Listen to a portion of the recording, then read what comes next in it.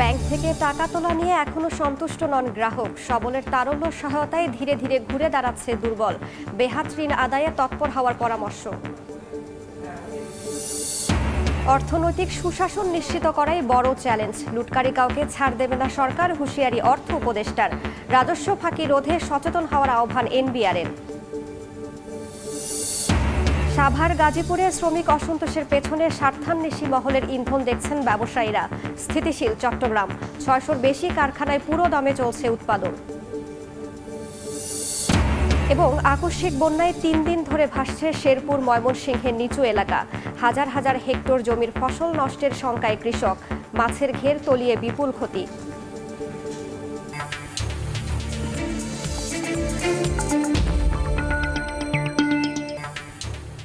দেখছিলেন শিরোনাম। আমন্ত্রণ জানাচ্ছি দেশ ও দেশের বাইরের অর্থ বাণিজ্যের নানা খবর নিয়ে আমাদের নিয়মিত আয়োজন এ সময়ের বাণিজ্যে। আপনাদের সঙ্গে আছি আমি রাইসা জান্নাত। ব্যাংক থেকে টাকা তোলা নিয়ে এখনও অসন্তোষ কাটেনি গ্রাহকের। সবলদের তারল্য সহায়তা পেয়ে ধীরে ধীরে ঘুরে দাঁড়াচ্ছে দুর্বল ব্যাংকগুলো। এদিকে অন্য ব্যাংকের ওপর নির্ভরতা কমিয়ে ঋণের নামে বেহাত হওয়া টাকা আদায়ের তৎপর হওয়ার পরামর্শ অর্থনীতিবিদদের।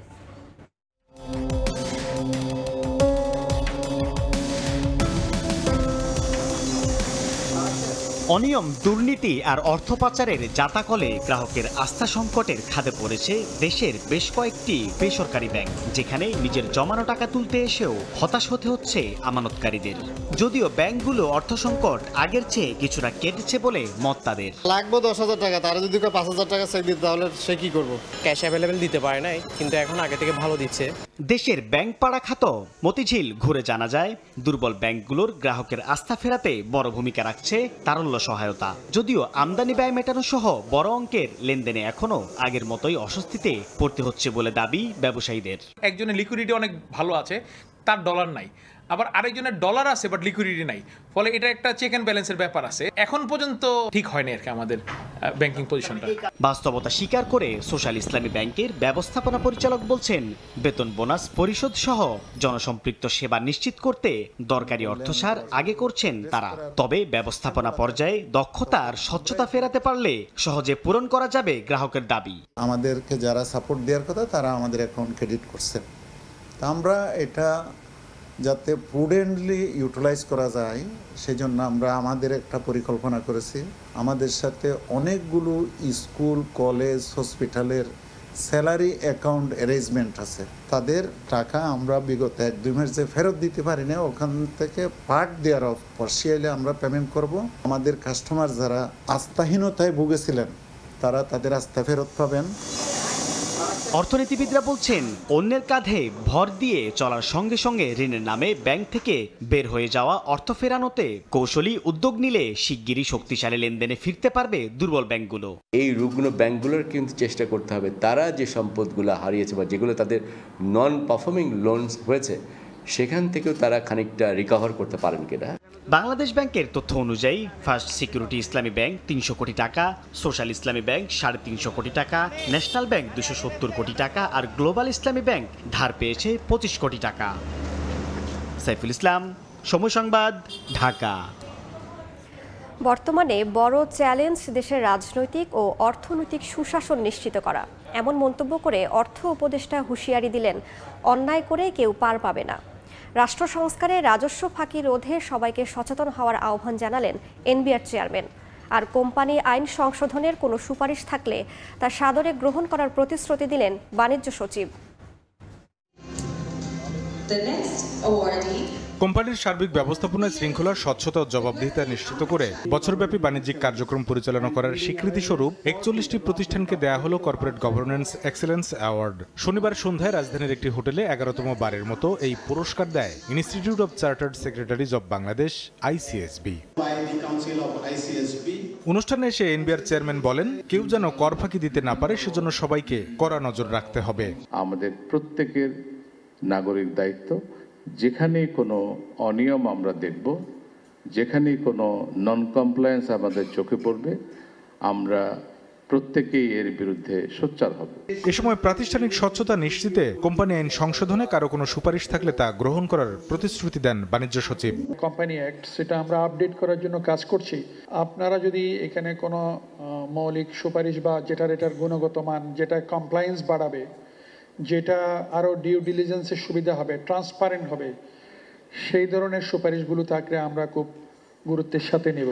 অর্থ উপদেষ্টা জানান, বর্তমানে বড় চ্যালেঞ্জ দেশের রাজনৈতিক ও অর্থনৈতিক সুশাসন নিশ্চিত করা। অর্থের অপচয় ও লুটকারী কাউকে সরকার ছাড় দিতে চায় না বলেও সাফ জানিয়ে দেন তিনি। বাংলাদেশের পুরো গভর্নেন্স নিয়ে আমরা অত্যন্ত এখন চিন্তিত, একটু ব্যস্ত বটে। সেটা আপনি রাজনীতির ক্ষেত্রে বলুন, অর্থনৈতিক ক্ষেত্রে বলুন। বহু অর্থের অপচয় হয়েছে, বহু করাপশন হয়েছে, এইগুলোকে খুঁজে পাওয়া যাবে না। খুঁজে যে পাওয়া যায় তা না, কারণ উনি তো চলে গেছে, রিটায়ার করেছেন, তাদেরকে আর ধরা যাবে না, কারণ সেই সময় কিন্তু তাদের জবাব দিতে না। কিন্তু অন্যান্য দেশে কিন্তু তা না, চলে যাওয়ার পরে কিন্তু তাদেরকে হিসেবে, সেটাই কিন্তু সবচেয়ে বড় একটা জিনিস। রাজস্ব ফাঁকি রোধে কোম্পানি সচিবদের সততার সঙ্গে দায়িত্ব পালনের তাগিদ দেন অর্থ উপদেষ্টা। কামরুল হাসান সবুজ, সময় সংবাদ, ঢাকা। রাষ্ট্র সংস্কারে গঠিত কমিশনগুলোর আজ থেকে আনুষ্ঠানিক কার্যক্রম শুরু হচ্ছে। বিস্তারিত জানাতে এই মুহূর্তে সংসদ ভবন এলাকায় আছেন সহকর্মী সানবীর রূপল। সরাসরি যাচ্ছি তার কাছে। সংস্কার বিষয়ে এর মধ্যে সরকার 6টি কমিশন গঠনের ঘোষণা দিয়েছে এবং প্রধান উপদেষ্টা ডক্টর মোহাম্মদ ইউনূস 11 সেপ্টেম্বর যে ভাষণ দিয়েছেন, সেই ভাষণে 6টি কমিশনের মধ্যে পুলিশ প্রশাসন, নির্বাচন ব্যবস্থা সংস্কার, সংবিধান সংস্কার, জনপ্রশাসন এবং দুর্নীতি দমন কমিশনের সংস্কার, এই ধরনের 6টি কমিশন গঠন করেছে এবং 6টি কমিশনের এর মধ্যে 5টির প্রজ্ঞাপন হয়েছে গত 3 অক্টোবর এবং 3 অক্টোবরের পরে তারপরে তারা আনুষ্ঠানিকভাবে আজকে থেকে কাজ শুরু করার কথা রয়েছে। এবং এর মধ্যে সংসদ ভবনে আমরা যে খবর পেয়েছি সেটি হচ্ছে স্পিকার এবং হুইপরা যেখানে বসতেন সেখানে তাদের জন্য জায়গা খালি করা হয়েছে এবং সেখানে তাদের অফিস কার্যক্রমের জন্য প্রস্তুত করা হয়েছে। তবে এখনও পর্যন্ত আমাদের সেখানে প্রবেশ করতে দেওয়া হয়নি এবং সকাল থেকে আমরা এখান থেকে তাদের যে প্রথম দিনের কার্যক্রম, সেই প্রথম দিনের কার্যক্রম খুব একটি লক্ষ্য করিনি, কারণ এখন পর্যন্ত তাদের কমিশন প্রধানদের কাউকেই দেখতে পাইনি যে তারা অফিস করেছেন। যদিও এটি স্বাধীন কমিশন, যার ফলে তারা যখন প্রয়োজন মনে করবেন তখন এখানে দাপ্তরিকভাবে অফিস শুরু করবেন। এবং এর মধ্যে আরও এখানে 2-3টি কমিশন তারা হয়তো আনুষ্ঠানিক কার্যক্রম পরিচালনা করবে। বাকি যে কমিশনগুলো আছে, অর্থাৎ জনপ্রশাসন কমিশন, দুর্নীতি দমন কমিশন, নির্বাচন কমিশন, এই ধরনের কমিশনগুলো তারা নির্বাচন কার্যালয়ে, সচিবালয়ে এবং দুর্নীতি দমন কমিশনেই অফিস করার কথা রয়েছে। তবে বাকি যে কমিশনগুলোর মধ্যে 5টি কমিশনের এখন পর্যন্ত প্রজ্ঞাপন জারি হয়েছে এবং সংবিধান সংস্কার বিষয়ক যে কমিশন ডক্টর আলী রিয়াজের নেতৃত্বে গঠন করা হয়েছে, সেই কমিশনটি এখন পর্যন্ত প্রজ্ঞাপন জারি করা হয়নি, যার ফলে এখনও তাদের বিষয়ে চূড়ান্ত অফিস করার বিষয়ে সিদ্ধান্ত হয়নি। এবং এখন পর্যন্ত যে 2-3টি কমিশনের কথা বলা হচ্ছে, যে 2-3টি কমিশন হয়তো এখানে অফিস করতে পারে।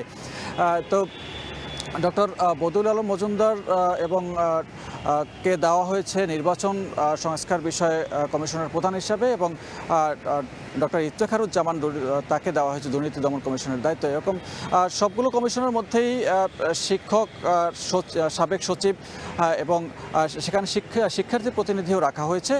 এরকমভাবেই 5টি কমিশন গঠন করা হয়েছে এখন পর্যন্ত। তো এই ছিল এখন পর্যন্ত সংসদ ভবন থেকে সবশেষ তথ্য। সংসদ ভবন এলাকা থেকে সরাসরি যুক্ত হয়েছিলেন সহকর্মী সানবীর রূপল। শ্রমিক অসন্তোষের পেছনে স্বার্থান্বেষী মহলের ইন্ধন থাকে বলে জানিয়েছেন ব্যবসায়ীরা। এক্ষেত্রে আলোচনায় শিল্প খাতের সমস্যা সমাধান সম্ভব বলে মনে করেন তারা। ডিসিসিআই আয়োজিত সেমিনারে ব্যবসায়ীরা বলেন, অর্থনীতির গতি স্বাভাবিক রাখতে হলে সরকারকে ব্যাংক খাতের মতো বাণিজ্য ও বিনিয়োগেও নজর দিতে হবে। আওয়ামী সরকারের পতনের পর ধীরে ধীরে স্পষ্ট হচ্ছে রাষ্ট্র ব্যবস্থা, আর্থিক খাত ও সার্বিক বাণিজ্য কাঠামোর ক্ষতচিহ্ন। সর্বাঙ্গে ব্যথা, ঔষধ দিব কোথা? এমন প্রেক্ষাপটে যখন সরকার আর্থিক খাত সংস্কারে গুরুত্ব দিয়ে এগিয়ে যাওয়ার চেষ্টা করছে, তখন শুরু হয় পোশাক খাতে বিভিন্ন দাবি বাস্তবায়নে অরাজকতা। শ্রমিক অসন্তোষে উৎপাদন বন্ধ হয়ে বাংলাদেশ বিমুখ হয়েছে অনেক বিদেশি ক্রেতা। বর্তমানে পরিস্থিতি নিয়ন্ত্রণে থাকলেও এর পেছনে স্বার্থান্বেষী মহলের চক্রান্তকেই দুষছেন গার্মেন্টস মালিকরা। শনিবার ডিসিসিআই আয়োজিত current state of economy and Outlook of Bangladesh বিষয়ক এক সেমিনারে সংশ্লিষ্টরা বলেন, কয়েকজন অসাধু ব্যবসায়ীর জন্য সবার দুর্নাম হচ্ছে। কিছু মালিক তো অবশ্যই আছে যাদের বিত্ত বৈভব আছে। কারা? কত পার্সেন্ট? 5%? ম্যাক্সিমাম তাহলে 10%। বাকি যে 90% মালিক যে দিন আনতে দিন পুরায় তাদের, সেটা কি ওনারা দেখেন? সেটা দেখার চোখ ওনাদের নাই, কারণ ওনারা এক চোখে শুধু ওই বিত্ত বৈভব যাদের তাদেরটাই দেখেন। বক্তারা বলেন, শিল্প কারখানায় গ্যাস সংকটের সাথে বিরাজ করছে অজানা আতঙ্ক। মূল্যস্ফীতির কারণে ঝিমিয়ে পড়েছে ব্যবসার গতি। ব্যবসায়ীদের মনোবল ঠিক রাখতে প্রয়োজন আইন ও আদেশের বাস্তবায়ন। কনফিডেন্সের আরেকটা পার্ট কিন্তু বায়ার্স এন্ড ফরেন ইনভেস্টর্স, সেই জায়গাটায় কিন্তু এই মুহূর্তে শ্যাটার্ড কনফিডেন্স আছে। বায়ার্সরা যায়নি এখনো, কিন্তু তাই বলে কনফিডেন্স কিন্তু খুব, বা মনে কিন্তু খুব সাহস নাই। কিন্তু এই সাহসটা যদি আনতে না পারি, তাহলে হয়তো আস্তে আস্তে যাওয়া শুরু করবে, এবং আমাদের আশেপাশে দুই একটা দেশ এদেরকে নেওয়ার জন্য খুবই চেষ্টা করছে। গঠনমূলক আলোচনার মাধ্যমে সমস্যার সমাধান দেখছেন শীর্ষ পর্যায়ের ব্যবসায়ীরা। সরকারের অনেক পদক্ষেপের বাহবা দিয়ে দাবি জানান ব্যাংক খাতের মতো বাণিজ্য বিনিয়োগে গুরুত্ব দেয়। আমি জানি আমার ক্ষুদ্র কোম্পানি 9% থেকে 16% গেলে আমি কেমনে ইন্টারেস্ট দিব আমি জানি না। সো আমার মনে হয় আমাদের ইন্ডাস্ট্রিয়াল সেক্টরের জন্য কিভাবে আমরা একটু ভিন্নভাবে চিন্তা করতে পারি, তার জন্য বোধহয় আমাদের ইন্টারেস্ট কস্ট নিয়ে আমাদের গভর্নর সাহেবের সাথে বসার ভীষণভাবে দরকার আছে। দেশের শিল্প বাণিজ্য ঠিক রাখতে দাবি আদায়ের নামে নৈরাজ্য বন্ধ, কাস্টমসের নীতি সহায়তা, পণ্য পরিবহনের ভাড়া কমানোয় সরকারের হস্তক্ষেপ চেয়েছেন সংশ্লিষ্টরা।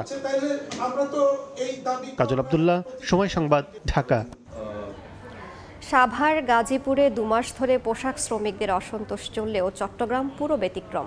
বহিরাগত ও উস্কানিদাতাদের নিয়ন্ত্রণ করায় শ্রমিক আন্দোলন শূন্যের কোটায়। 6 আগস্ট থেকেই বন্দরনগরে 600-র বেশি কারখানায় চলছে নিরবচ্ছিন্ন উৎপাদন। কমলদের রিপোর্ট, ক্যামেরায় ছিলেন নূরজামাল আতিক। শুনতে অবাক লাগলো, সত্যি 5 আগস্ট হাসিনা সরকারের পতনের পরদিনেই চট্টগ্রামের সবগুলো গার্মেন্টস কারখানা খুলে দেওয়া হয়। প্রথম দিন হিসেবে 6 আগস্ট শ্রমিক উপস্থিতির হার 80% হলো। 7 আগস্ট শতভাগ শ্রমিক উপস্থিতি নিয়ে উৎপাদনে যায় কারখানাগুলো। এরপর থেকে কোনো রকম সংকট ছাড়াই চলছে তৈরি পোশাক উৎপাদন। বেতন ভাতা নিয়মিত পরিশোধ হয়, শ্রমিকেরাও স্বাচ্ছন্দ্যে কর্মস্থলে আসছেন। চট্টগ্রামের গার্মেন্টস যেহেতু শ্রমিক বান্ধব পরিবেশে, সুতরাং সবাই হ্যাপিলি কাজ করতেছে। এখানে অনেক সুন্দর কাজের পরিবেশ, তার জন্য হচ্ছে না আন্দোলন। তবে সাভার, আশুলিয়া, গাজীপুরের শ্রমিক অসন্তোষ মাথায় রেখে চট্টগ্রামের নিরাপত্তা সাজিয়ে নিয়েছে শিল্প পুলিশ। বিশেষ করে গোয়েন্দা তথ্যের মাধ্যমে ঠেকানো হয়েছে সব ধরনের গুজব এবং উস্কানিমূলক তৎপরতা। শ্রমিক অধ্যুষিত এলাকা হিসেবে পরিচিত 1602 নম্বর গেট, বাইজিৎ শেরশাহ এবং অক্সিজেন এলাকাও নিরাপত্তা জোরদার করা হয়েছে। শ্রমিক এবং মালিকের মধ্যে একটা সেতু বন্ধন তৈরি করতে পারি আমরা, এবং তার সাথে সাথে যত ধরনের নিরাপত্তা ব্যবস্থা নেওয়া দরকার সকল ধরনের সার্বিক নিরাপত্তা আমরা নিয়েছি। বিজিএমই এর দাবি, নাশকতা ঠেকাতে চট্টগ্রামের গার্মেন্টস মালিকেরা যেমন প্রশাসনের সহযোগিতা পেয়েছেন, তেমনি নিজেরাও কারখানায় উপস্থিত থেকে পরিস্থিতি নিয়ন্ত্রণ করছেন। আর শ্রমিক নেতারাও চেষ্টা চালিয়ে যাচ্ছেন স্থিতিশীল পরিবেশ বজায় রাখার। যারা দুষ্কৃতিকারী তাদেরকে আমরা শনাক্ত করেছি, আমাদের সাথে শ্রমিক লিডাররাও একসাথে এবং শ্রমিক ভাইরা একসাথে, ওদের সাথে সবাই মিলে আমরা এটা প্রতিহত করছি। যারা গার্মেন্টসে যারা কাজ করে তাদেরকে আমরা ডাকার পরে কথা বলি এবং মত বিনিময় করি। প্রয়োজনে আমরা বিজিএমইকে ডাকলেও তারা সাড়া দেয়। চট্টগ্রামে 456টি গার্মেন্টস কারখানায় 11 লাখের বেশি শ্রমিক কর্মরত রয়েছেন। এছাড়া চট্টগ্রাম ইপিজেড, কোরিয়ান এবং কর্ণফুলী ইপিজেডে গার্মেন্টস কারখানা রয়েছে 150টি, যেখানে শ্রমিকের সংখ্যা প্রায় 2 লাখ। কমল দে, সময় সংবাদ, চট্টগ্রাম। পাহাড়ির ঢলে আকস্মিক বন্যায় ডুবে আছে শেরপুর, ময়মনসিংহ। তলিয়েছে রোপা, আমন ও সবজি ক্ষেত, ভেসে গেছে ঘেরের মাছ। বিস্তারিত জানাতে শেরপুরের নালিতাবাড়ি এলাকায় আছেন সহকর্মী শহীদুল ইসলাম হীরা এবং ময়মনসিংহের ধোবাউড়ায় আছেন উবাইদুল হক। শুরুতেই সরাসরি যাচ্ছি হীরার কাছে।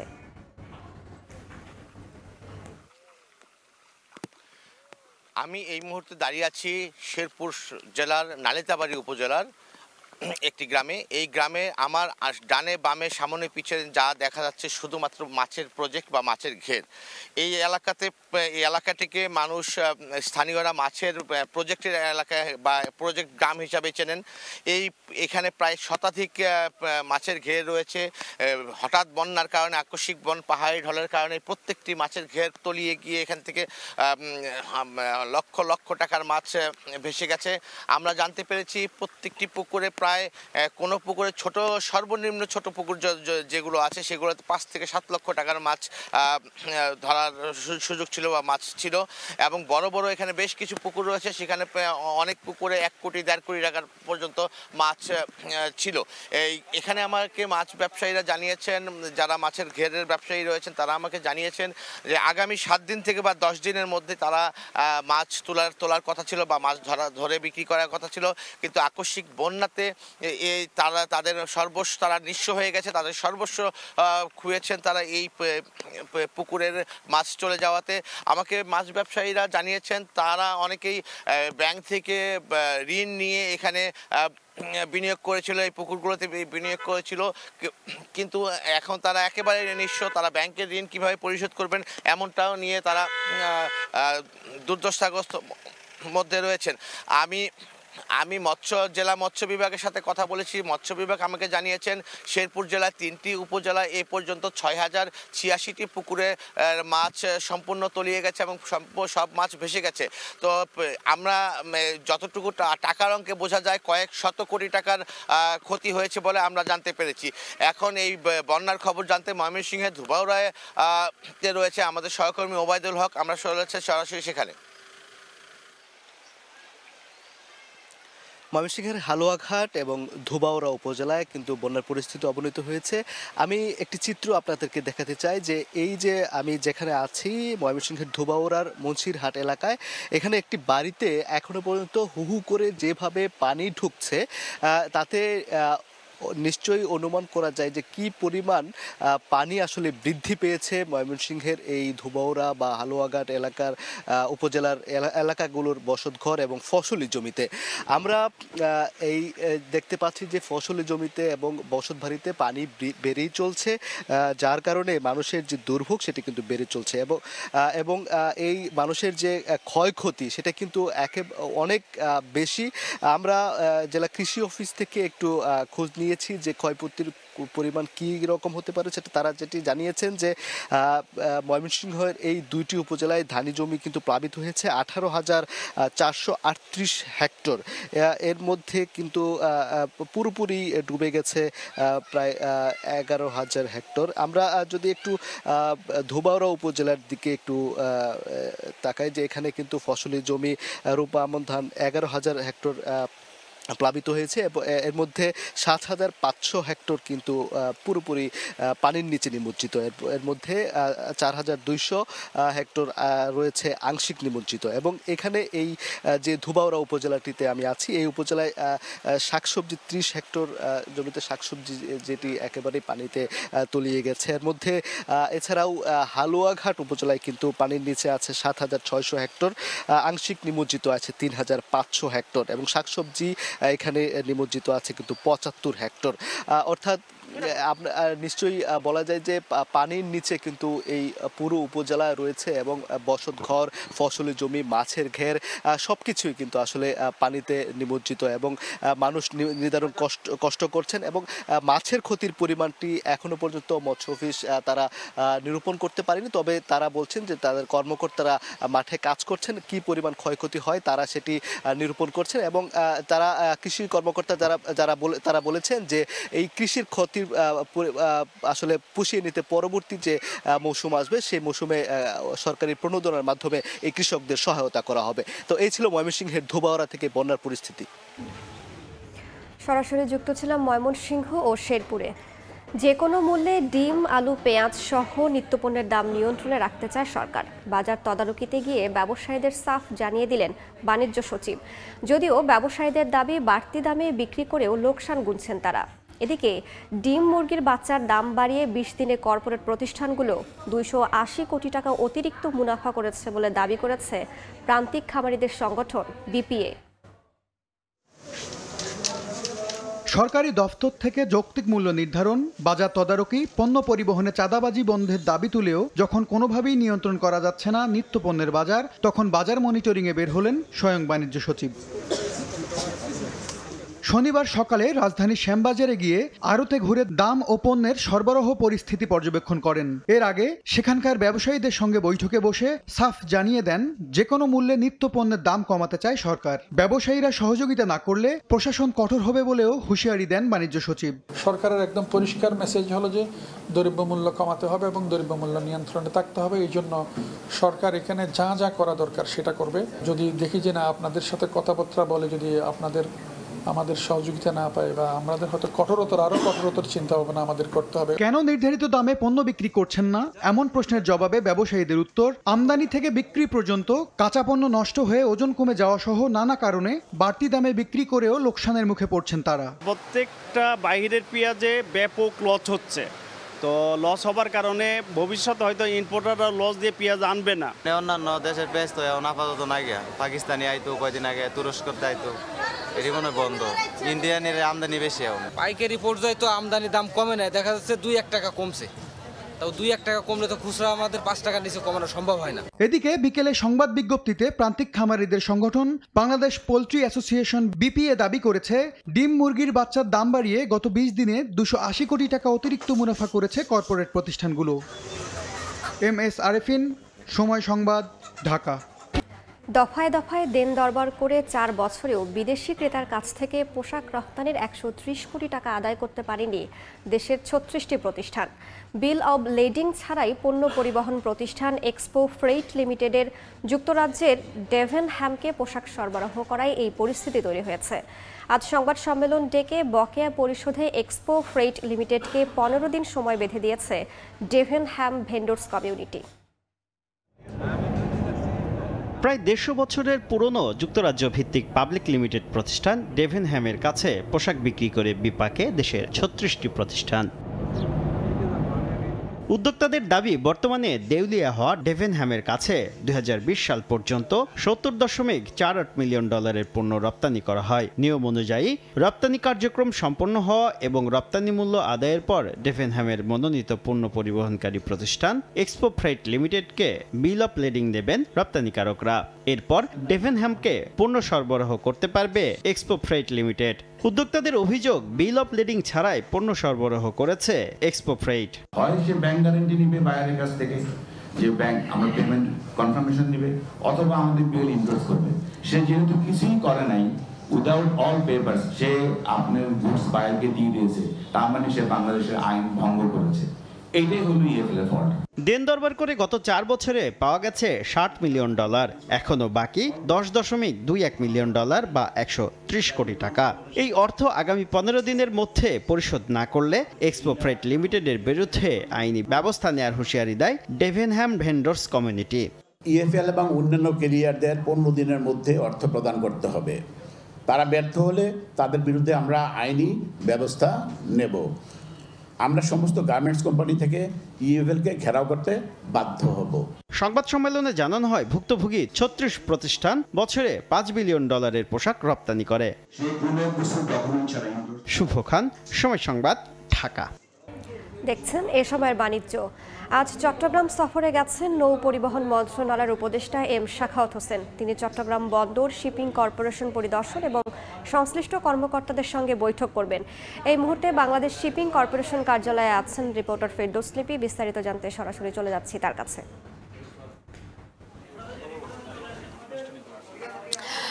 ঠিক 10:15 বাজে উপদেষ্টা বাংলাদেশ শিপিং কর্পোরেশনের যে কার্যালয় সেখানে এসেছেন এবং এই মুহূর্তে তিনি এখানকার যিনি ঊর্ধ্বতন কর্মকর্তারা আছেন তাদের সাথে ক্লোজ ডোর একটি মিটিং করছেন এবং আমরা যতটুকু জেনেছি যে 3 দিনের এই সফরে তিনি কিন্তু চট্টগ্রাম বন্দর, চট্টগ্রাম যে শিপিং কর্পোরেশন অর্থাৎ বাংলাদেশ শিপিং কর্পোরেশন সহ মেরিন একাডেমির বিভিন্ন স্থাপনা তিনি পরিদর্শন করবেন এবং এই মুহূর্তে উনি কিন্তু বাংলাদেশ শিপিং কর্পোরেশনের পরিদর্শনে এসেছেন। সেখানকার যে কর্মকর্তারা আছেন তাদের সাথে বৈঠক করেছেন এবং এই বৈঠকটা অত্যন্ত গুরুত্বপূর্ণ। আপনি জানেন যে 1 সপ্তাহের মধ্যে কিন্তু বাংলাদেশ শিপিং কর্পোরেশনের যে 2টি জাহাজের অগ্নিকাণ্ডের ঘটনা ঘটেছে, যেটা ছিল গত শুক্রবার মধ্যরাতে বাংলার যে সৌরভ, সেই সৌরভ যে জাহাজে সেখানে অগ্নিকাণ্ডের ঘটনা ঘটে। তার আগে সোমবারে আমরা দেখেছি যে বাংলার জ্যোতি সেখান থেকে থেকে যে তেলের খালাসের সময় বিস্ফোরণ ঘটে এবং সর্বশেষ যে গতকাল অর্থাৎ শুক্রবার যে ঘটনাটা ঘটে সেখানে গত শুক্রবারের যে ঘটনা সেটা কিন্তু বাংলাদেশ শিপিং কর্পোরেশন থেকে বলা হচ্ছে যে নাশকতার সন্দেহ তারা করছেন এবং এই নিয়ে কিন্তু একটি কমিটি গঠন করা হয়েছে। ফলে তার এই যে 3 দিনের সফরে বাংলাদেশ শিপিং কর্পোরেশনের যে পরিদর্শন সেটা কিন্তু খুব গুরুত্ব দিয়ে দেখছেন এবং এখানকার যারা কর্মকর্তারা আছেন তাদের সাথে কথা বলছেন এবং আমাদেরকে যতটুকু জানানো হয়েছে এই বৈঠকের পর তিনি কিন্তু আমাদেরকে ব্রিফিং করবেন, তখন হয়তো আমরা এই বিষয়ে যে প্রশ্ন সেটা হয়তো আমরা তাকে জিজ্ঞেস করব। এখন বলতে পারি যে 3 দিনের এই সফর অর্থাৎ চট্টগ্রামে, সেখানে কিন্তু তিনি প্রথমবারের মতো এসেছেন দায়িত্ব নেওয়ার পর। ফলে এই সফরটা কিন্তু গুরুত্বপূর্ণ এবং এক্ষেত্রে চট্টগ্রাম বন্দরের যে বিভিন্ন স্থাপনা আছেন সেটা তিনি পরিদর্শন করবেন, সেটা 8 তারিখ। আর আগামীকাল বাংলাদেশ মেরিন একাডেমি সহ যে ইশাখা ঘাটি সেখানে তিনি যাবেন এবং সর্বশেষ যে এখন যে বৈঠকটা চলছে তিনি যে কর্মকর্তাদের সাথে যে বৈঠকটা করছেন শিপিং কর্পোরেশনের, তারপরে আসলে একটা ব্রিফিং হওয়ার কথা রয়েছে। তো এই ছিল আমার কাছে এখনো পর্যন্ত এখান থেকে সর্বশেষ। সরাসরি যুক্ত ছিলাম চট্টগ্রামে। অভিবাসন নীতিতে কড়াকড়ি আরোপ করতে পারেন ফ্রান্সের নতুন প্রধানমন্ত্রী, যার প্রভাব পড়তে পারে সরকার পতনের পর রাজনৈতিক আশ্রয় প্রার্থী বাংলাদেশিদের উপর। দেশটিতে গণহারে আবেদন ফিরিয়ে দেওয়ার বিরুদ্ধে আন্দোলনের আহ্বান জানিয়েছেন প্রবাসীরা। ফ্রান্স থেকে আরও জানাচ্ছেন মোহাম্মদ লুৎফুর রহমান বাবু। ফ্রান্সের নতুন প্রধানমন্ত্রী ও স্বরাষ্ট্রমন্ত্রী আসার পর দেশটির অভিবাসন নীতিতে আরও কড়াকড়ি আরোপের শঙ্কায় অভিবাসন প্রত্যাশীরা। অনিয়মিতদের নিজ দেশে ফেরত পাঠাতে অনেকটা বাধ্য করা হতে পারে বলেও গুঞ্জন উঠেছে।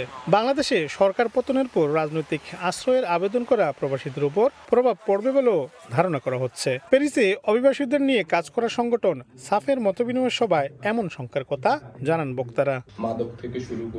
সাফের নেতারা জানান, আগামীতে ফ্রান্সে রাজনৈতিক আশ্রয় আবেদনের ক্ষেত্রে যুদ্ধ বিধ্বস্ত দেশগুলোকেই অগ্রাধিকার দেয়া হতে পারে। বাংলাদেশে যে সরকার পরিবর্তন হয়েছে সেটার যে প্রভাবটা অনেকটাই বাংলাদেশিদের এখানে যারা রয়েছে তাদের উপরেও পড়বে, কারণ বাংলাদেশের প্রেক্ষাপটটা অনেকটাই পরিবর্তন হয়ে গেছে। তারা ইমিগ্রেশন বিরোধী, তারা ইমিগ্রেশনকে আরও কন্ট্রোল করার চেষ্টা করবে। অথচ ফ্রান্সের যে প্রেসিডেন্ট ইমানুয়েল ম্যাক্রন সে কিন্তু ক্ষমতায় আসার পর থেকেই কিন্তু অলরেডি ইমিগ্রেশন অনেকটাই কন্ট্রোলের মধ্যে চলে এসেছিল, এখন আরও এটা দূরে যাবে। ফ্রান্সে বর্তমানে বাংলাদেশিদের রাজনৈতিক আবেদন গণহারে ফিরিয়ে দেয়া হচ্ছে। সরকারের দৃষ্টি আকর্ষণে প্রয়োজনে প্রবাসীদের রাস্তায় নামার আহ্বান বক্তাদের। বর্তমান সময়ে এই দেশের কমিশনে যারা রাজনৈতিক আশ্রয় প্রার্থী তাদেরকে অটো বানিয়ে রিজেক্ট মারতেছে ডালাভাবে। এই বিষয় নিয়ে আমরা কয়েকদিন আগে একটা আয়োজন করেছিলাম, তো ওখানে আমরা চাইতেছি আরো সামনে করবো। আপনারা যারা আছেন আমাদের সাথে একটু সহযোগিতা করবেন। মনে করি এরকম আরো আয়োজন করে মানুষের মাঝে এই ধরনের সচেতনতা সৃষ্টি করা, নিজের অধিকার সম্পর্কে বোঝানো। রাশিয়া, ইউক্রেন ও মধ্যপ্রাচ্যে যুদ্ধসহ অন্যান্য কারণে বিভিন্ন দেশ থেকে অভিবাসীদের ঢল নেমেছে ফ্রান্সে। এই ঢল ঠেকাতে অভিবাসন নীতিতে কড়াকড়ি আরোপ করে আসছে ফ্রান্স সরকার, যা পুরোপুরি বাস্তবায়ন হলে বিপাকে পড়বেন বাংলাদেশিরাও। মোহাম্মদ লুৎফুর রহমান বাবু, সময় সংবাদ, ফ্রান্স। দেশের বাইরের খবর। ইরান ও ইসরায়েলের মধ্যে চলমান উত্তেজনার জেরে বাড়ছে আঞ্চলিক যুদ্ধের ঝুঁকি। এরই মধ্যে ইরানের জ্বালানি স্থাপনায় হামলার হুমকি দিয়েছে তেল আবিব। তেহরানও পাল্টা ইসরায়েলের গ্যাস ক্ষেত্র গুঁড়িয়ে দেওয়ার হুঁশিয়ারি দিয়েছে। বিশেষজ্ঞরা বলছেন, পুরো মধ্যপ্রাচ্যে যুদ্ধ ছড়িয়ে পড়লে বিঘ্নিত হবে জ্বালানি সরবরাহ ব্যবস্থা। এমনকি ওই অঞ্চলে পণ্য সরবরাহ ব্যবস্থাও ভেঙে পড়তে পারে, যার মারাত্মক প্রভাব পড়বে বিশ্ব অর্থনীতিতে।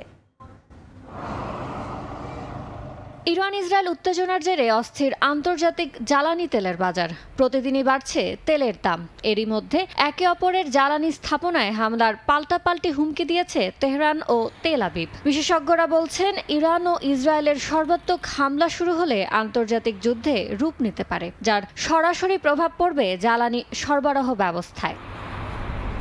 ব্রিটিশ সংবাদ মাধ্যম গার্ডিয়ান বলছে, পশ্চিমা নিষেধাজ্ঞা সত্ত্বেও বিশ্বের অন্যতম প্রধান তেল উৎপাদক ইরান দৈনিক প্রায় 3 মিলিয়ন ব্যারেল তেল সরবরাহ করে। কাজেই পারস্য উপসাগরের খার্গ দ্বীপের মতো রফতানি টার্মিনাল সহ ইরানের তেল স্থাপনাগুলোকে লক্ষ্য করে হামলা করলে সেক্ষেত্রে বৈশ্বিক সরবরাহের 3% ঝুঁকির মুখে পড়তে পারে। এই রফতানি টার্মিনাল দিয়ে বিশ্বের 7ম বৃহত্তম এই তেল রফতানিকারক চীন সহ অন্যান্য এশিয়ার দেশগুলোয় তেল সরবরাহ করে থাকে, যার অর্ধেকই যায় চীনে। অবশ্য সরবরাহ ব্যাহত হলে চীন রাশিয়া থেকে তেল আমদানির দিকে নজর দিতে পারে। তবে উত্তেজনা বাড়লে ইরান থেকে তেল সরবরাহ বাধাগ্রস্ত হলে দাম দিন শেষে বাড়তির দিকে থাকবে। এমন পরিস্থিতিতে বড় ভূমিকায় আবির্ভাব হবে বিশ্বের দ্বিতীয় বৃহত্তম তেল উৎপাদক সৌদি আরব। ইরানের শূন্যস্থান পূরণে দেশটি তেলের উৎপাদন কমাবে না বাড়াবে তা নিয়ে প্রশ্ন থেকে যায়।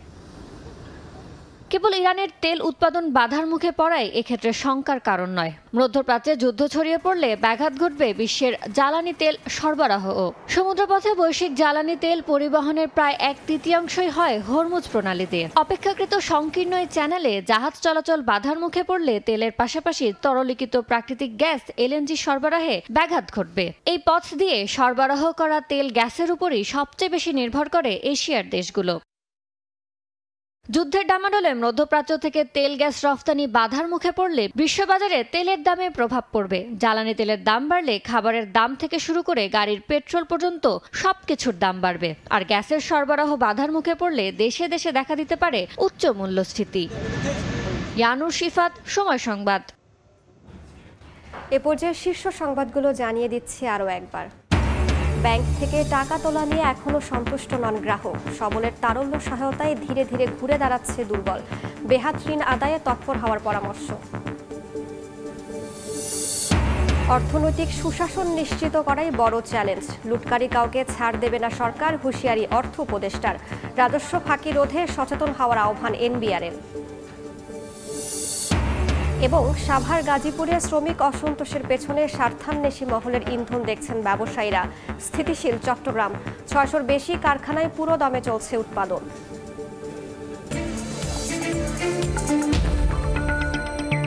এই ছিল এ সময়ের বাণিজ্যের সঙ্গেই থাকুন সময়।